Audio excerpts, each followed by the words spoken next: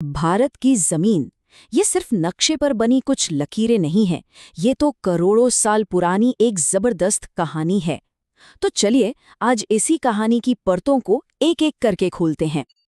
और इस सवाल का जवाब हमें आज के नक्शों में नहीं मिलेगा।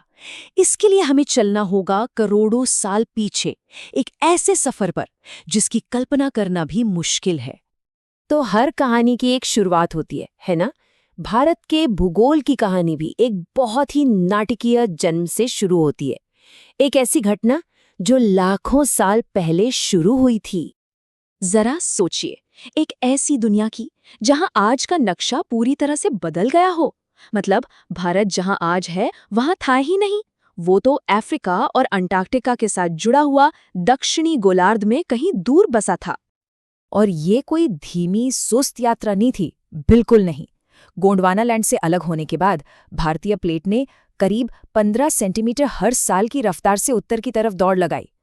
फिर हुई वो जबरदस्त टक्कर।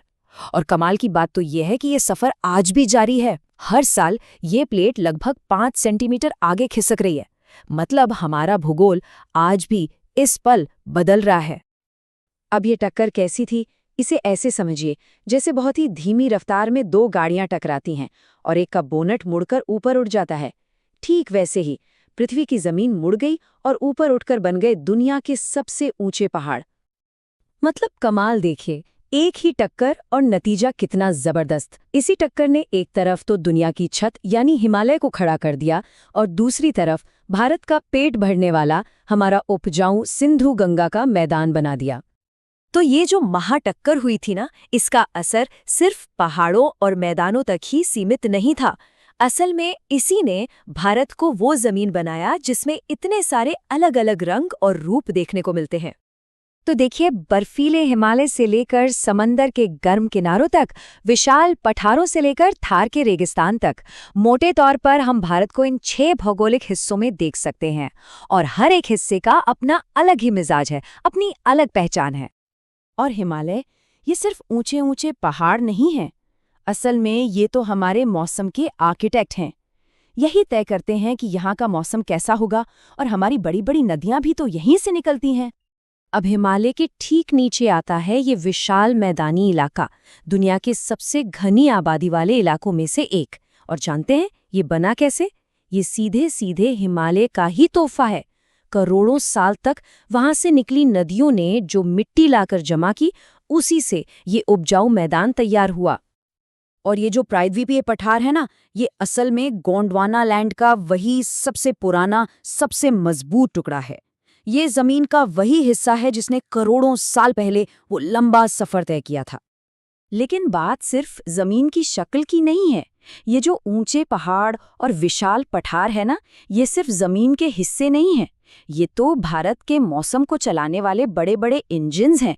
यही तय करते हैं कि बारिश कहाँ होगी, कब होगी और कितनी होगी।